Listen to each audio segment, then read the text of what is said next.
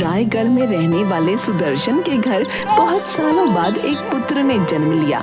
उस पुत्र के लिए ब्राह्मण ने भविष्यवाणी की कि ये बच्चा एक दिन राजा बनेगा और साथ ही इस नगर का कल्याण करेगा। ये सुनकर सुदर्शन अपनी पत्नी भाग्यश्री से, मुझे तो ब्राह्मण देवता की बात पर तनिक भी भरोसा नहीं है।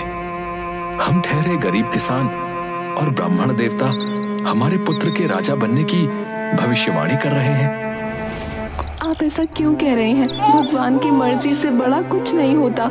क्या पता भगवान ने हमारे पुत्र के भाग्य में यही लिखा हो। तुम भी कैसी बातें करती हो? कहाँ राजा भोज और कहाँ गंगू तेली। देख लीजिएगा, एक दिन हमारा पुत्र जरूर राजा बनेगा। कुछ समय में सुदर्शन के पुत्र से जुड़ी भविष्यवाणी पूरे नगर में फैल गई और ये बात राजा तक भी गई। मंत्री जी, ये क्या कह रहे हैं आप? एक किसान का लड़का इस नगर का राजा बनेगा? ऐसा नहीं हो सकता है। महाराज, ये तो हम भी जानते हैं, लेकिन पूरे नगर में ये चर्चा है कि उस ब्राह्मण की भविष्यवाणी आज तक गलत साबित नहीं हुई है। राजा बहुत सारे सोने के सिक्के लेकर सुदर्शन के घर जाता है।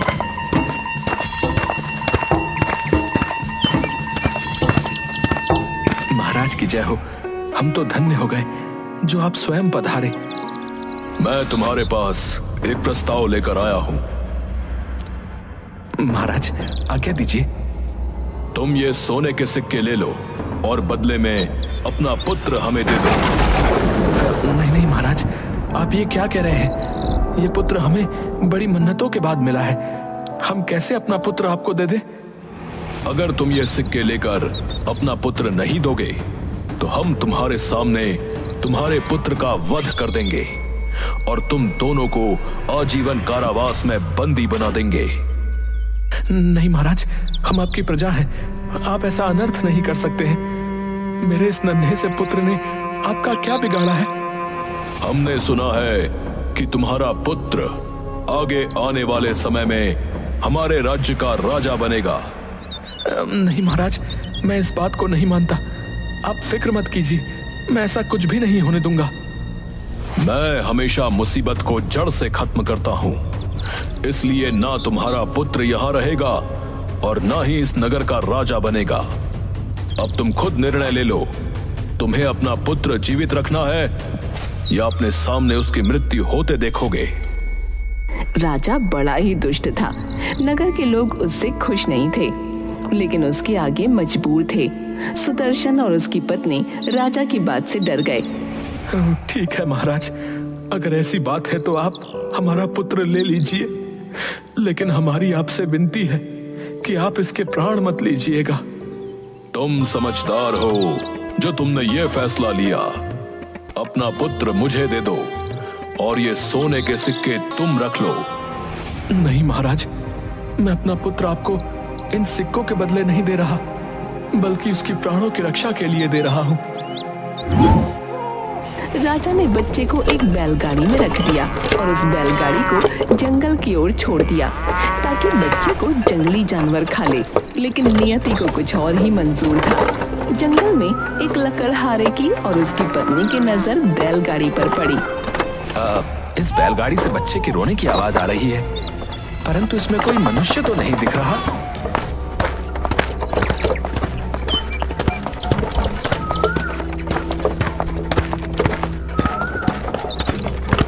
लकड़हारा बैलगाड़ी को रोकता है और बच्चे को उसमें से बाहर निकालता है। ये किसका बच्चा है? कितना सुंदर है। इसके चेहरे का तेज तो देखो, क्या चमक है इसके चेहरे पर। जरूर किसी ऊंचे कुल का है, लेकिन इसे बैलगाड़ी में किसने छोड़ दिया? मुझे लगता है ये बच्चा ईश्वर ने हमारे लिए भेजा है। हम इतने सालों से बच्चे के लिए तरस रहे थे, आज हमारी इच्छा पूरी हुई। सही कहा आपने, हम इसे अपने बच्चे की तरह रखेंगे। लकड़हारा और उसकी पत्नी उस बच्चे का नाम आदित्य रखते हैं। समय के साथ आदित्य बड़ा हो गया। एक दिन, बेटा आदित्य, अब बारिश का मौसम आने वाला है। हमें ज्यादा लकड़ियां काट कर लानी होंगी। जी पिताजी, परंतु अब आप लकड़ियां लेने जंगल में नहीं जाया करेंगे, मैं अकेला ही जाऊंगा। नहीं बेटा, अभी मैं इतना बूढ़ा नहीं हुआ हूं। चलो हम दोनों चलते हैं ताकि कम समय में ज्यादा लकड़ियां काट कर ला सकें।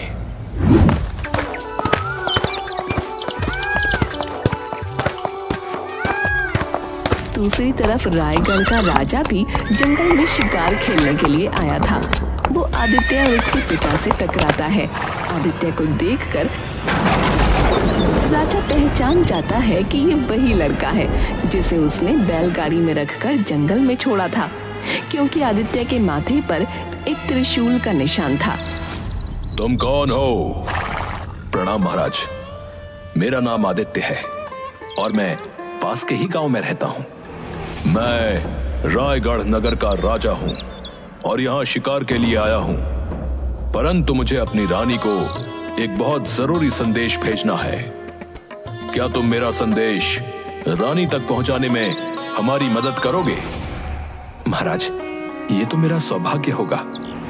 ठीक है, मैं तुम्हें अपना संदेश लिख कर देता हूं, परंतु तुम इस संदेश को खोलोगे नहीं और ये संदेश सीधा रानी के हाथ में जाकर दोगे। जैसी आपकी आज्ञा महाराज। पिताजी, मैं महाराज का संदेश पहुंचाने रायगढ़ जा रहा हूं। आप जल्दी घर की ओर प्रस्थान कीजिएगा, मैं समय से वापस आ जाऊंगा। अपना ध्यान रखना बेटा। आदित्य राजा का संदेश लेकर निकल पड़ता है। रास्ते में अचानक उसके घोड़े के सामने एक सांप आ जाता है। आदित्य का घोड़ा चिल्लाने लगता है। आदित्य उसे संभालता है, परंतु वह महल जाने का रास्ता भूल जाता है। तभी उसकी नजर एक छोटे से घर पर पड़ती है। आदित्य उस घर के दरवाजे पर जाता है। क्या इस घर के अंदर कोई है? क्या मेरी आवाज कोई सुन रहा है? हाँ बेटा, बोलो, कौन हो तुम? जी, मेरा नाम आदित्य है और मैं इस नगर के राजा का जरूरी संदेश देने राजमहल जा रहा था, परंतु मैं रास्ता भूल गया हूं। क्या आप मेरी मदद कर सकते हैं? हाँ, तुम अंदर आ सकते हो और कल सुबह मैं तुम्हें महल का रास्ता बता दूंगा। आदित्य घर के अंदर जाता है और रोशनी पड़ते ही वो व्यक्ति और उसकी पत्नी आदित्य को पहचान जाते हैं, क्योंकि वो व्यक्ति कोई और नहीं सुदर्शन होता है। वो आदित्य से पूछता है, बेटा, तुम तो एक आम नागरिक लगते हो, फिर तुम राजमहल का खास संदेश पहुंचाने क्यों जा रहे हो? आदित्य सुदर्शन को सारी बात बताता है। बेटा, रात बहुत हो गई है, तुम यहीं विश्राम करो। कल सुबह मैं तुम्हें महल का रास्ता दिखा दूंगा। ठीक है, आज रात मैं यहीं विश्राम कर लेता हूँ। आदित्य के सोने के बाद मुझे कैसे भी करके राजा का संदेश पढ़ना होगा। हाँ, मुझे भी ये बात थोड़ी अजीब लग रही है कि राजा ने हमारे साधारण से पुत्र को अपने महल संदेश भेजने के लिए क्यों चुना है। वो दोनों राजा का संदेश निकालते हैं और पढ़ते हैं। संदेश में लिखा होता है इस लड़के को कारागार में डाल दिया जाए और आजीवन मुक्त न किया जाए। ये राजा कितना दुष्ट है, अभी भी ये हमारे पुत्र के पीछे पड़ा है। राजा हमारे पुत्र का भला कभी नहीं सोचेगा। सही कहा था तुमने। दूसरे दिन सुबह अब मैं अपने सफर पर निकलना चाहता हूँ। क्या आप मुझे राजमहल का रास्ता बताएंगे? हाँ बेटा, जरूर बताऊंगा। सुदर्शन आदित्य को राजमहल का रास्ता बताता है।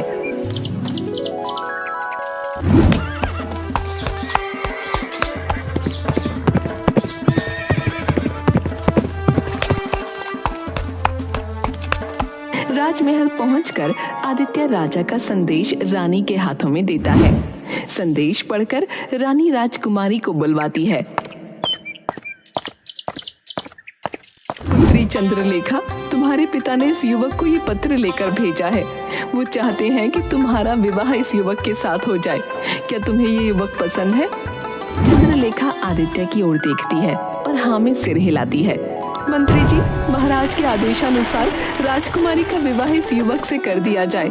आज ही आप विवाह की तैयारी कीजिए। जी महारानी जी। पुत्र, क्या तुम्हें अपने विवाह में किसी को नहीं बुलाना है? महारानी, मेरे माता पिता तो बहुत दूर हैं। अगर मैं उनको बुलाने के लिए संदेश भेजूंगा तो समय लगेगा। क्या ये विवाह एक दिन बाद किया जा सकता है? नहीं, महाराज के आदेश के अनुसार ये विवाह आज ही होना है। अगर तुम्हारा कोई रिश्तेदार यहाँ है तो तुम उन्हें संदेश भेज सकते हो। जी, मेरे एक जानने वाले यहीं पास में हैं, लेकिन उन्हें बुलाने मैं स्वयं जाऊंगा। ठीक है, परंतु समय से आ जाना। तब तक हम विवाह की तैयारी करते हैं।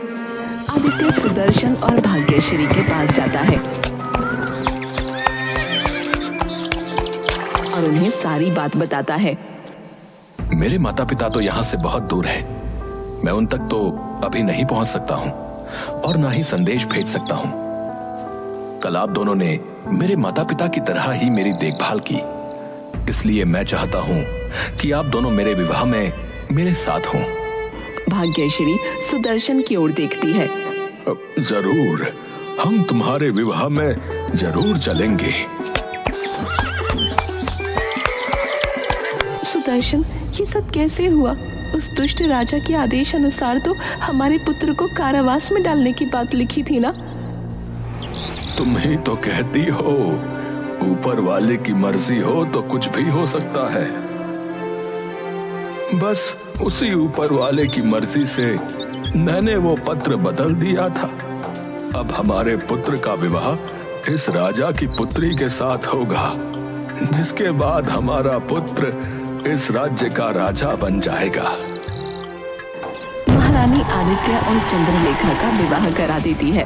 जब राजा वापस आता है तो उसे इस विवाह के बारे में पता चलता है, लेकिन वो अपने दामाद को कारागार में नहीं डाल सकता था, इसलिए उसने एक दूसरी युक्ति सोची।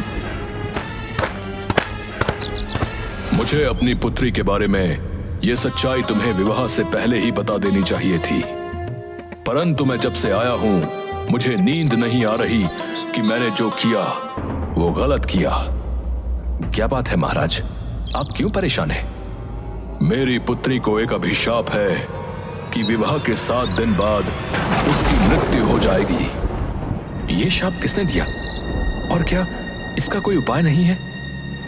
उपाय तो है, लेकिन मैं तुम्हें वहां नहीं भेज सकता। महाराज, आप मुझे सिर्फ उपाय बताइए, मैं अपनी पत्नी के प्राणों की रक्षा के लिए कुछ भी करूंगा। दुर्जनपुर में एक राक्षस है जिसके 2 दांत सोने के हैं। अगर वो सोने के दांत लाकर मेरी पुत्री को दिए जाएं, तो वो शाप मुक्त हो जाएगी। महाराज, मैं जरूर जाऊंगा, लेकिन इसमें प्राणों को खतरा है। चाहे कुछ भी हो, मैं अपनी पत्नी के लिए अवश्य जाऊंगा। आदित्य अपनी पत्नी को शाप मुक्त करने के लिए दुर्जनपुर की ओर निकल पड़ता है।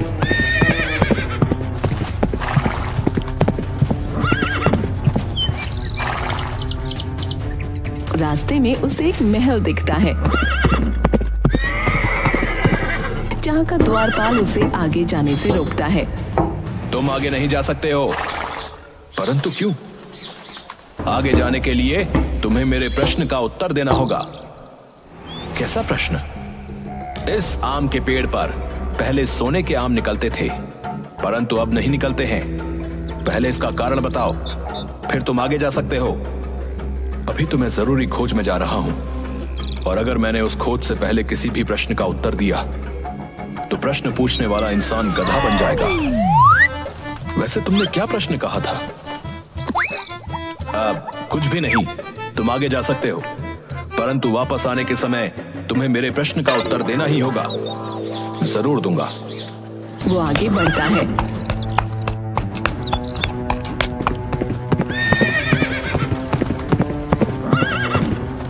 रास्ते में उसे एक नदी पार करनी होती है, जहाँ नौका में एक आदमी बैठा होता है।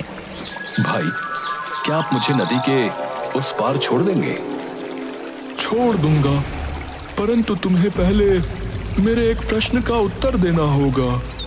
कैसा प्रश्न? मैं इतने सालों से इस नौका में ही बैठा हुआ हूँ, कितनी भी कोशिश करता हूँ, परंतु ये चप्पू मेरे हाथ से छूटता ही नहीं।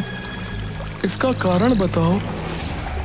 मैं आपके प्रश्न का उत्तर जरूर देता, परंतु अभी मैं एक बहुत जरूरी खोज में जा रहा हूं, और अगर उस खोज के पहले मैंने किसी भी प्रश्न का उत्तर दिया तो उस प्रश्न को पूछने वाला व्यक्ति गधा बन जाएगा। क्या आपको आपके प्रश्न का उत्तर अभी चाहिए? नहीं नहीं, पहले तुम अपना कार्य पूरा कर लो, फिर मुझे मेरे प्रश्न का उत्तर देना। परंतु वापस आते समय अगर तुमने मेरे प्रश्न का उत्तर नहीं दिया तो मैं तुम्हें नदी नहीं पार कराऊंगा। मैं आपके प्रश्न का उत्तर जरूर दूंगा। व्यक्ति आदित्य को नदी पार कराता है।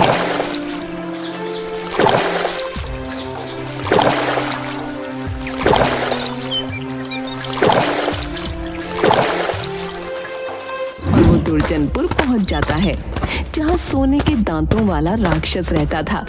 उसकी गुफा के बाहर आदित्य को एक बूढ़ी औरत दिखती है।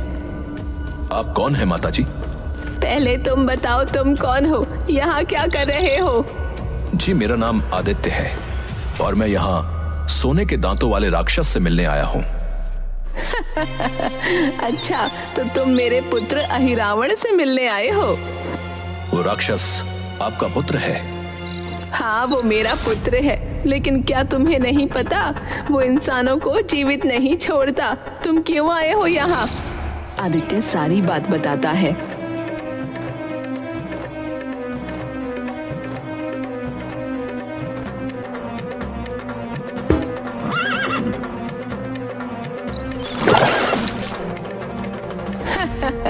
तुम बहुत भोले हो। तुम्हारा ससुर बहुत ही दुष्ट है। उसने जानबूझकर तुम्हें मेरे पुत्र के पास भेजा ताकि तुम कभी वापस न जा सको। मुझे नहीं पता मेरा ससुर दुष्ट है या नहीं, परंतु मैं इतना जानता हूं कि अगर मैं आपके पुत्र के सोने के दांत लेकर जाऊंगा तो मेरी पत्नी शाप मुक्त हो जाएगी, और उन दांतों को ले जाने के लिए अगर मुझे अपने प्राणों की बलि देनी पड़ेगी तो मैं वो भी दे दूंगा। बूढ़ी औरत आदित्य की बातें सुनकर प्रसन्न होती है। बेटा, तुम सच में बहुत नेक दिल हो। तुम्हारी जगह यदि कोई दूसरा होता तो अपने ससुर की सच्चाई जानने के बाद यहाँ से वापस चला जाता और साथ ही अपनी पत्नी को भी हमेशा के लिए छोड़ देता। पर तुम सब कुछ जानने के बाद भी अपनी पत्नी का साथ देना चाहते हो, इसलिए मैं तुम्हारी मदद जरूर करूंगी। लेकिन ध्यान रखना, किसी भी परिस्थिति में तुम मेरे पुत्र अहिरावण के सामने मत आना, वरना वो तुम्हें मार देगा। अगर मैं आपके पुत्र के सामने नहीं आऊंगा तो उसके सोने के दांत कैसे लूंगा? दांत मैं तुम्हें लाकर दूंगी। तभी अहिरावण अपने घर वापस आता है। वो इतना थका हुआ होता है कि आते ही अपने बिस्तर पर लेट जाता है। पुत्र, तुम तो सो रहे हो। हाँ माँ, मुझे नींद आ रही है और तुम मुझे परेशान मत करो, सोने दो। बूढ़ी औरत अहिरावण का एक सोने का दांत निकालती है। क्या है माँ, मुझे क्यों परेशान कर रही हो? मैंने एक सपना देखा, उसमें एक प्रश्न था, उसका उत्तर दे दो मुझे। बोलो, क्या प्रश्न था? पहले जिस पेड़ पर सोने के आम होते थे, अब उस पर सिर्फ पत्तियां क्यों हैं? क्योंकि एक चूहा उस पेड़ की जड़ को नीचे से खा रहा है। उस चूहे को निकाल दो, पेड़ फिर से सोने के आम देने लगेगा। तुम मुझे सोने दो माँ। बूढ़ी औरत अहिरावण का दूसरा दांत निकालती है। अब क्या हुआ माँ? अब तो मैंने तुम्हारे प्रश्न का उत्तर दे दिया। एक और प्रश्न है। बोलो, तुम जब तक अपने प्रश्नों का उत्तर नहीं ले लोगी मुझे सोने नहीं दोगी। एक व्यक्ति नदी में नाव चला रहा है। वो लाख कोशिश करता है, फिर भी उसके हाथ से चप्पू छूटता ही नहीं। क्योंकि वो चप्पू शापित है। अगर वो व्यक्ति चप्पू को छोड़ना चाहता है तो उसे वो चप्पू किसी और व्यक्ति के हाथों में देना होगा। अब हो गए तुम्हारे सारे प्रश्न खत्म। अब तो मैं सो सकता हूँ। हाँ बेटा, अब तू आराम से सो जा और मैं भी सो जाती हूँ। बूढ़ी औरत आदित्य को अहिरावण के 2 सोने के दांत देती है और आदित्य उन्हें प्रणाम करके जल्दी से वहां से निकल जाता है।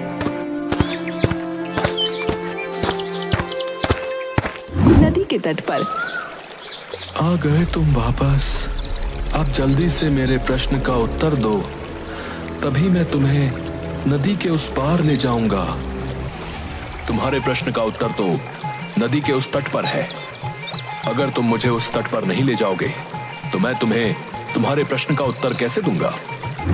ठीक है, तुम नौका में बैठ जाओ, मैं तुम्हें नदी पार करा आता हूँ, परंतु तुम मेरे प्रश्न का उत्तर जरूर देना। तुम मुझ पर पूरा भरोसा कर सकते हो। नदी पार करने के बाद आदित्य नौका से उतरता है। तुम्हारा ये चप्पू श्रापित है। अगर तुम इस चप्पू से मुक्ति चाहते हो तो तुम्हें ये किसी दूसरे व्यक्ति के हाथ में देना होगा। आदित्य वहां से भागता है। आगे जाकर वो राजमहल के द्वार पर पहुंचता है। आ गए तुम। अब मेरे प्रश्न का उत्तर दो, नहीं तो मैं तुम्हें जाने नहीं दूंगा।